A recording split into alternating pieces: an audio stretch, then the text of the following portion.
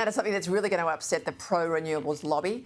Today, the Institute of Public Affairs has launched its new Renewables Rejection database, and it reveals in black and white the vast number of community groups that oppose large-scale renewable energy projects across regional Australia. Now, as of tonight, there is something like 150 projects on this database where locals reject them. And this number's set to grow as Chris Bowen commits to going even harder to meet his failing 2030 targets. Joining me now, research fellow at the IPA, Mia Schlicht, to talk us through this work.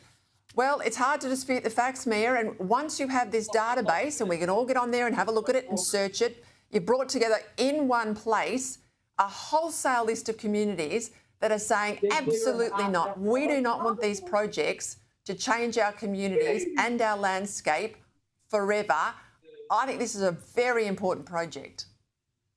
Yeah, thanks for having me on, Peter. That's exactly right. I mean, for too long, we've had pro-renewable groups spinning this narrative that opposition to renewable energy projects are somehow isolated or they're fringe. And what we've done, our experience on the ground in the IPA, and as you've seen, visiting these regional communities, that's just not the case. There are farmers and landholders all across the country who are furious about the net zero policy and the way the rollout is affecting their lands. And they're banding together to stand up and say enough is enough.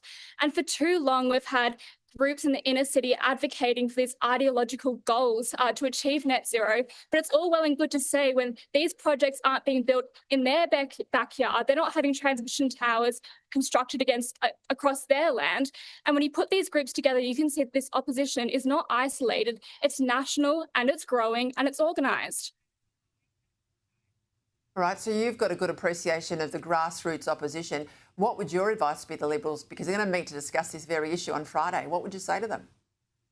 Well, yeah, we know the coalition is meeting this week to decide a position on net zero. And what I would say is that, look, the Australians have not had an opportunity to have their say on its net zero. We've had bipartisan support for net zero at the last two elections.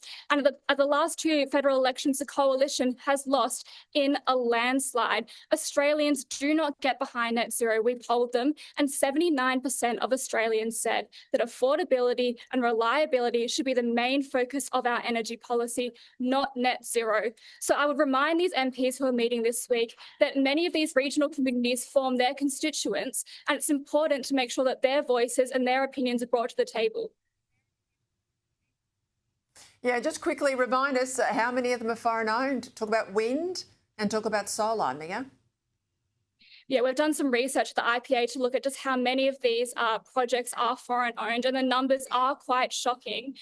Altogether, about 75% of these projects are foreign owned. And what many Australians do not realise is that they are the ones propping up these foreign owned companies through a river of subsidies that they pay for on hidden charges on their electricity bills. So we have Australians crying out for lower power prices, and at the same time their bills are increasing because of net zero and because of these policies that are going to line the pockets of foreign owned companies.